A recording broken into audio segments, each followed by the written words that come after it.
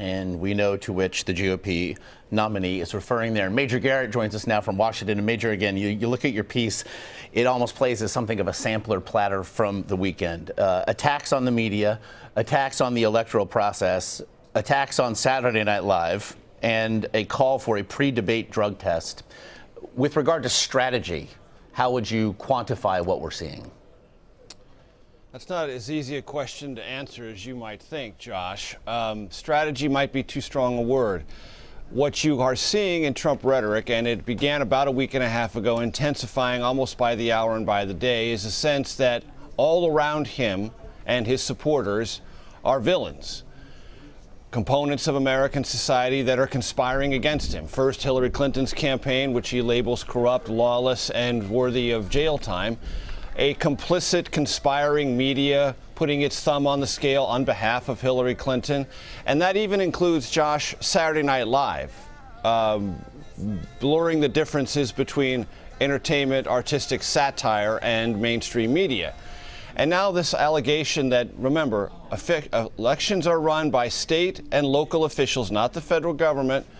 Those elections are, before they even occur, being rigged against Donald Trump, raising this idea that possibly whatever the outcome, unless it's a Trump victory, must by definition be illegitimate. All of these villains now, apparently, if you listen to Trump's rhetoric and take it seriously, are conspiring against him to deny him the presidency.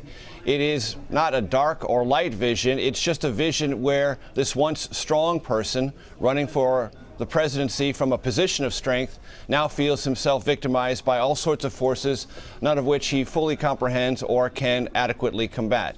I'm not sure that is a strategy, but it is the only thing you can sum up when taking Trump's rhetoric at face value. And giving voice to that vision seems dangerous. The esteemed presidential historian Douglas Brinkley has said, in looking at Donald Trump's attacks on the electoral process, he has not seen something so vociferous from a major party nominee since 1860.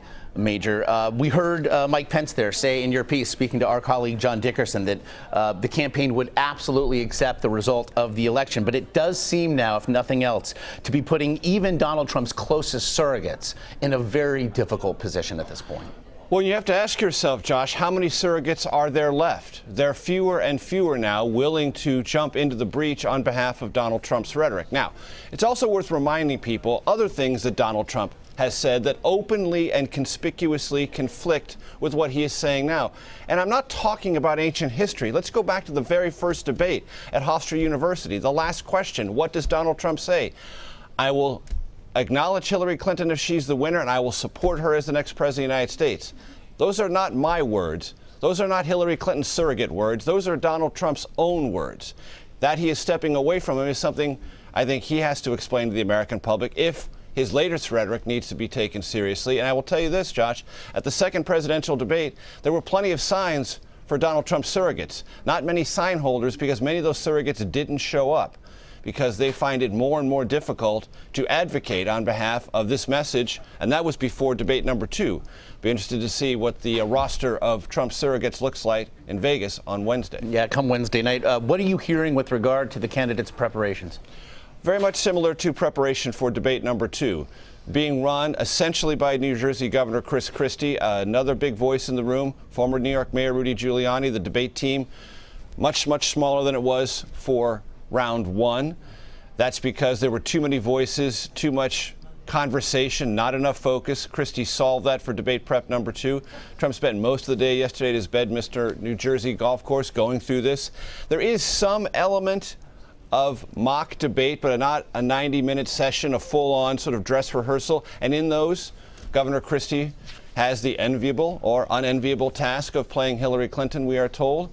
And mostly those exchanges are about questions you're likely to get, best attack lines to have, and memorizing that which the campaign wants him to deliver in the course of the debate at some point. They're not trying to get Trump so heavily rehearsed that he has to feel obligated to do something right out of the box right at the beginning. Just at some point in the 90 minutes, get your message across. Because one thing those who prepared Trump for these debates have come to believe, whenever Trump says it, it'll be remembered. Can't argue that, I do suppose. Major Garrett in Washington, we appreciate it. Sure.